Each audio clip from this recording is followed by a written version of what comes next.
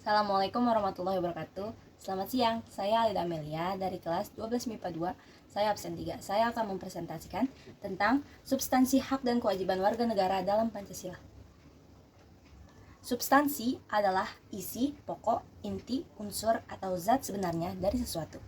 Hak asasi manusia adalah seperangkat hak yang melekat pada hakikat manusia sebagai makhluk Tuhan yang Maha Esa dan wajib dihormati serta dilindungi oleh negara. 3 dasar nilai Pancasila yaitu 1. Nilai ide atau pokok. Dia itu bersifat universal, berisi tujuan dan cita-cita bangsa. Yang kedua ada nilai instrumental, berisi penjabaran dari nilai-nilai dasar yang terkandung dalam Pancasila, berbentuk ketentuan konstitusional mulai dari Undang-Undang Dasar, Peraturan Daerah, dan sila-sila Pancasila. Yang ketiga itu ada nilai praksis Pancasila.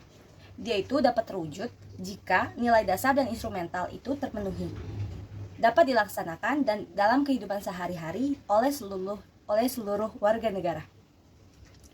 Sila pertama, ketuhanan yang Maha Esa. Dalam Undang-Undang Dasar 1945, pasal 29 ayat 2 berbunyi, negara menjamin kemerdekaan tiap-tiap penduduk untuk memeluk agamanya masing-masing dan untuk beribadah menurut agama dan kepercayaannya, bekerja sama dan tolong-menolong dengan pemeluk agama lain, toleransi antar umat beragama, tidak memaksakan kepercayaan agama kepada orang lain. Sila kedua, kemanusiaan yang adil dan beradab. Hak setiap warga negara mendapat kedudukan, jaminan, dan perlindungan hukum yang sama. Contohnya itu, mengakui persamaan derajat, hak, dan kewajiban setiap manusia tanpa membeda-bedakan suku, ras, agama, keturunan, atau jenis kelamin. Kedua, ada mengembangkan sikap saling mencintai sesama manusia, tegang rasa, dan tidak semena-mena kepada orang lain. Sila ketiga, dapat bergaul dengan siapa saja dan berkorban sesama bangsa tanpa terkecuali. Rela berkorban untuk kepentingan bangsa dan negara, mencintai tanah air dan bangsa Indonesia, bekerja sama dan gotong royong, memajukan pergaulan demi persatuan dan kesatuan bangsa. Sila keempat, menjamin partisipasi politik warga negara diwujudkan dengan kebebasan berpendapat, berorganisasi, serta berpartisipasi dalam pemilihan umum. Contohnya, menciptakan nilai-nilai demokratis dan musyawarah harus dilakukan agar tidak terjadi keributan antar masyarakat. Menempatkan kepentingan bangsa dan negara di atas kepentingan pribadi atau golongan. Bermusyawarah untuk mufakat. Nih, ada contoh perilaku sesuai dengan sila Pancasila. Ini itu yang pertama, itu ada ketuhanan yang Maha Esa. Dia tuh saling bergaul dengan sesama manusia walaupun beda-beda agama. Di sini ada persatuan Indonesia. Itu dia tidak terpecah belah walaupun tidak berbeda suku, ras, ataupun golongan. Yang kedua itu ada kemanusiaan yang adil dan beradab. Dia tuh saling berbagi rasa, saling empati terhadap sesama manusia. Yang keempat itu ada musyawarah antar mufakat untuk mencapai tujuan bersama. Yang kelima itu ada keadilan sosial bagi seluruh rakyat. Di sini kan di era pandemi ini banyak yang masyarakat kecil yang kesusahan dalam jalan kehidupannya. Pemerintah itu melakukan bantuan sosial yang disalurkan untuk masyarakat kecil. Ada 11 jenis hak dan kewajiban yang diatur dalam Undang-Undang Negara Republik Indonesia tahun 1945. Yang ke-1 itu hak atas kewarganegaraan.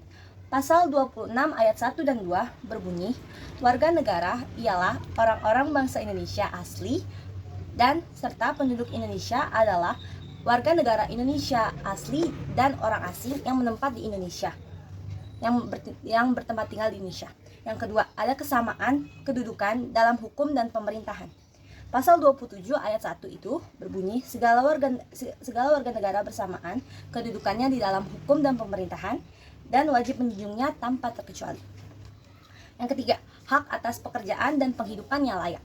Pasal 27 ayat 2 berbunyi bahwa tiap-tiap warga negara berhak atas pekerjaan dan penghidupan yang layak bagi kemanusiaan dengan menciptakan lapangan kerja contohnya. Yang keempat, ada hak dan kewajiban bela negara. Pasal 27 ayat 3 menyatakan bahwa setiap warga negara berhak dan wajib ikut serta dalam upaya membela negara. Contohnya, semangat bela negara. Terus yang ini ada hari bela negara itu tanggal 19 Desember. Yang kelima, ada kemerdekaan berserikat dan berkumpul. Pasal 28 menetapkan hak warga negara untuk berserikat dan berkumpul serta mengeluarkan pendapat. Yang keenam, pertahanan dan keamanan negara. Pasal 30 ayat 1 dan 2, warga negara wajib untuk ikut serta dalam usaha pertahanan dan keamanan negara. Ya.